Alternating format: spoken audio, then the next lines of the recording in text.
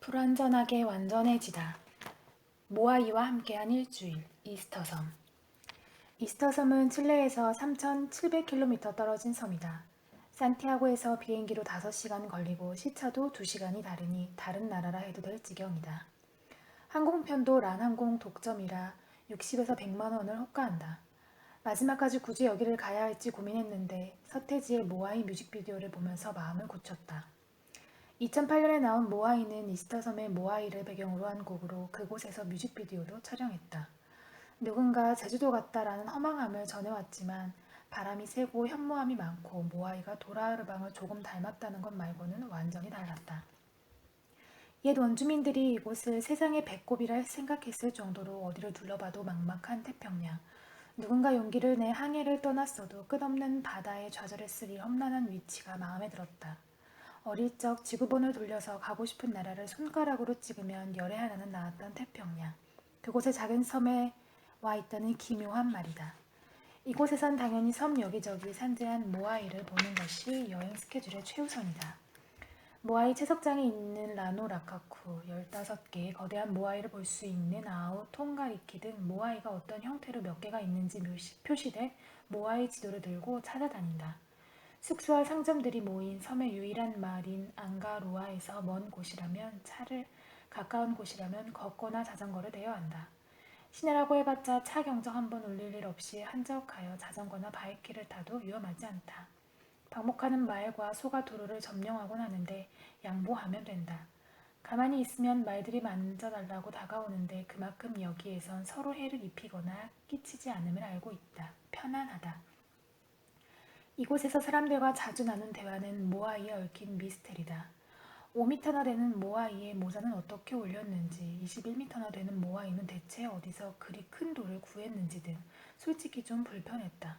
굳이 왜 이런 일을 벌여 수많은 사람들을 죽였는지, 누구는 시키고 누구는 따를 수밖에 없었던 계급 간 불평등이 떠오르며 코가 크고 턱이 긴 이 못난 돌에 정이 가지 않았다. 한 여행자는 아무도 정확한 사실은 모르잖아. 그때 어떤 일이 벌어졌는지, 왜 섬에 이렇게 많은 모아이들이 있는지 상상하는 것만으로도 재밌는 걸이라고 했다. 그게 많은 사람들이 이 못난 얼굴을 계속 보는 이유일 거다. 특히 모아이 너머로 지는 노을은 어디에도 없는 풍경이라 저녁이면 많은 사람들이 해변가에 모아이로 몰려든다. 숙소는 5일간 텐트였다. 이스터섬은 고립된 섬인데다 관광지라 물가가 비싸다. 캠핑 미히노아란 숙소 앞 잔디에 텐트를 치는 것이 가장 저렴했다.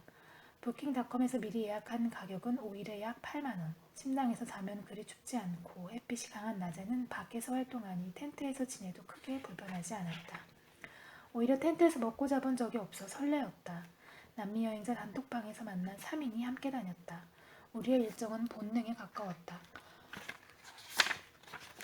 모아이를 둘러보고 점심이 되면 점심을 먹고 저녁이 되면 저녁을 먹고 해가 지면 술을 마셨다. 말했다시피 물가가 비싸 산티아고에서 식재료를 바리바리 싸들고 갔다. 산티아고 민박 주인이 피난가냐라고 했다. 한인마트에서 유통기한이 지나 싸게 파는 컵라면을 쓸고 럼과 와인을 양껏 사고 내가 우겨 멜론까지 챙겼다. 정말 한국에서보다 잘해 먹었다. 공용 주방에서 빵 몇 조각으로 식사하는 외국인들과 달리 우리는 밥을 안 치고 찌개, 떡볶이, 비빔국수까지 했다. 한 동행은 우리 엄마 연근 졸인 캔을 꺼냈는데 한국에서도 먹지 않는 연근 반찬에 한참 웃었다. 해가 지면 텐트 앞에 바닷가 절벽에 아슬아슬하게 자리를 펴고 술을 꺼냈다. 파도 소리는 무척 컸다. 철썩 철썩. 별이 떴는지는 잘 기억나지 않지만 무척 많이 떴을 테고 우리는 어떠한 얘기를 한창 나누었지만 기억이 나지 않는다. 너무 좋다란 감탄이었을 거다. 하루는 동행이 취해서 동네 개를 끌어모았다. 이스터 섬에는 목줄 없이 다니는 개들이 많다. 다들 덩치가 제법 컸는데 굶주림 때문인지 사람에게 스스럼 없어서인지 조금만 잘해줘도 몰려들었다. 야, 얘들이 먹을 거 좀 주는데? 하는 느낌? 어느 날은 술자리를 가질 수 없을 정도로 몰렸다. 다들 취했겠다. 우리는 자리를 파하고 각자의 텐트에 들어가기로 했다. 그런데 이게 웬일? 내 텐트에서 2마리의 대형견이 사랑을 나누고 있는 게 아닌가. 오마이갓. 소리를 질렀지만 그들의 사랑은 방해받지 않았다. 특전자 출신인 동행 하나가 텐트로 들어가 개를 쫓아냈지만 도저히 사랑의 장소로 다시 들어갈 수 없었다. 여기저기 사랑의 흔적들, 강아지 털이 무수히 떨어져 있었다. 울먹이는 나를 위해 특전사가 자신의 텐트와 바꿔주었다. 미안하지만 그때는 뻔뻔해질 수밖에. 그는 대수롭지 않다는 듯 자다가 새벽에 오토바이를 타고 일출을 보러 떠났다. 어느 날은 그의 오토바이 뒷자리에 앉아 섬 여기저기를 다녔다. 그러다가 땅속 구덩이에서 나오는 관광객을 봤다. 뭔가 싶어 구덩이를 따라 내려갔는데 지하 오솔길의 끝에 갑자기 커다랗게 뚫린 구멍이 나타났다.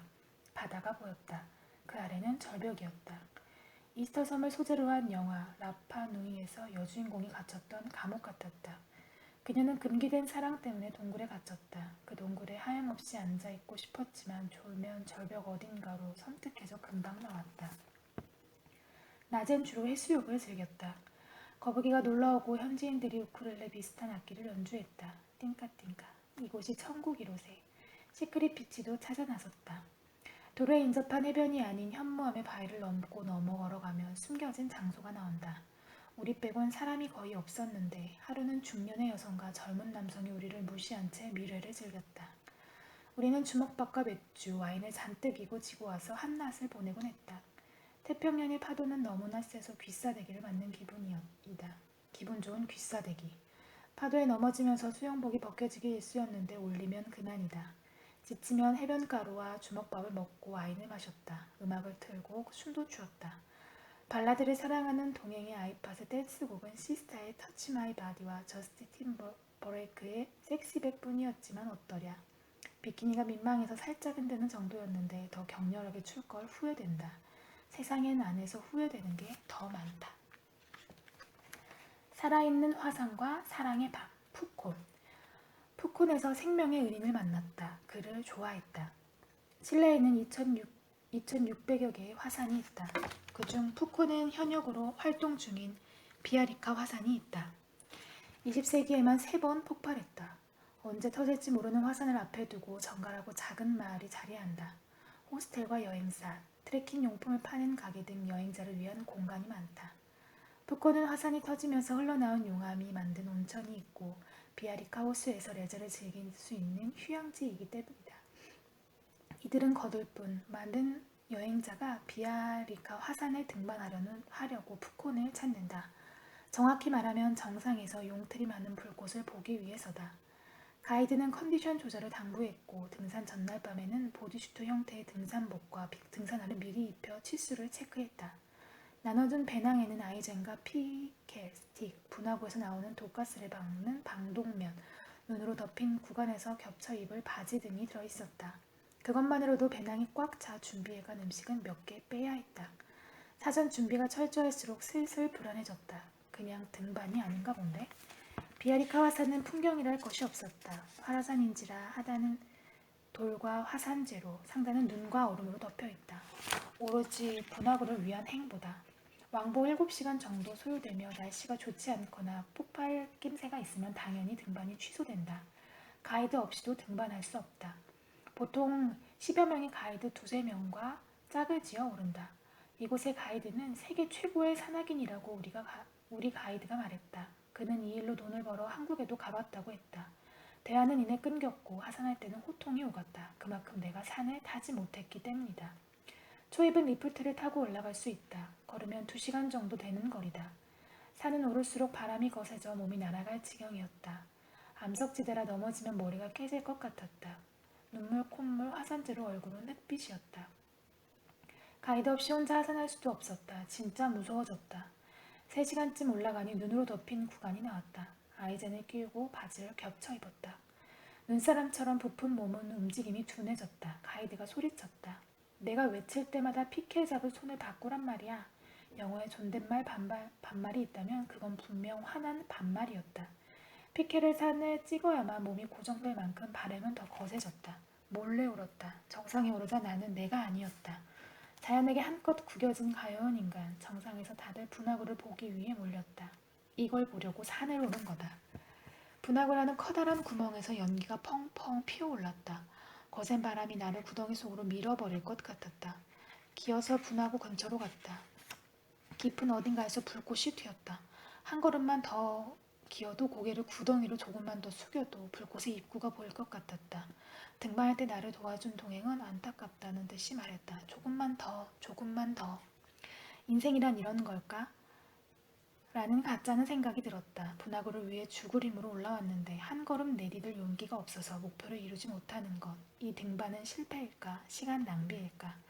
하산하면서 그렇지 않다고 자위했다. 공포에 질렸지만 포기하지 않았다.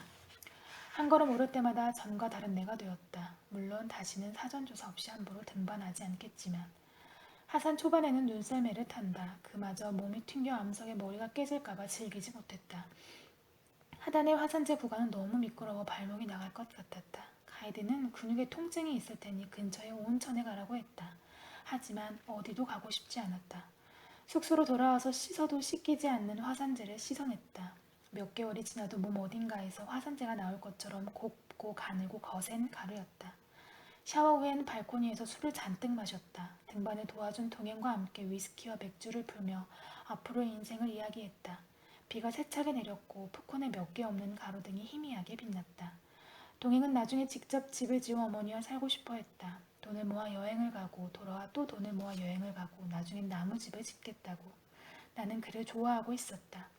가이드가 화를 참지 못하고 소리를 지를 때 끝까지 뒤에서 잡아준 사람, 올 때 괜찮다고 말해준 사람, 그날 밤 호감 있는 사람과의 선이 있는 대화로 행복했다. 기분을 이기지 못하고 내리는 비 사이로 말하였다. 너무 행복하다. 어쩌지 너무 행복해. 동행도 그렇다고 하였다. 낮에 등반 덕분인지 밤의 발코니는 선명하게 행복했다. 다음날 그와 함께 노천 온천에 갔다. 푸콘에는 화산이 만들어낸 많은 온천들이 있다. 말 그대로 노천이라 바닥은 흙길이며 자연스럽게 만들어진 웅덩이가 탕이 됐다. 옆에 차가운 계곡물이 세차게 흘렀다. 계곡물의 간섭 정도에 따라 웅덩이는 온탕, 냉탕, 열탕으로 나뉘었다. 온탕에선 누가 더 오래 잠수하나 내기했고 열탕에선 스르르 밀려오는 잠을 쫓았다. 온천을 끝내고 산책을 하면서 넌지시 그를 바라보았다. 그는 흐르는 계곡을 보고 있었다. 온 자연이 그를 좋아하게 만들었다. 인연은 오래가지 않았다. 하지만 비오는 밤 테라스에서 행복하다를 연발하던 나와 그는 우주에서 가장 완벽한 커플 중 하나였다.